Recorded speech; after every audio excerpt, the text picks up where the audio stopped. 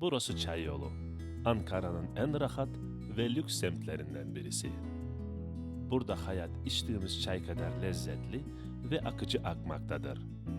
Mahallenin yolları geniş, siteleri fevkalade, daireleri büyük ve ferahtır. Trafiği yoğun olmaz. Zaten yerlilerin keyfi yerinde. Tavla, kahve, çayla geçer. Millet o kadar rahat ki, zamanı dakikalarla değil, çay bardaklarıyla ölçer. Bütçe ve seçenek kelimelerinin de yan yana kullandığı pek rastlanmaz. Yakında kendi paraları da çıkacak gibi. Hani Bitcoin var ya, öyle. Ama burada çay coin olur tabii ki. Evet, yaşam oldukça rahat ve huzurlu. Tabii bu herkes zengin ve parası çok anlamına da gelmez. Bu psikolojik ve ruhsal bir ayardan geliyor.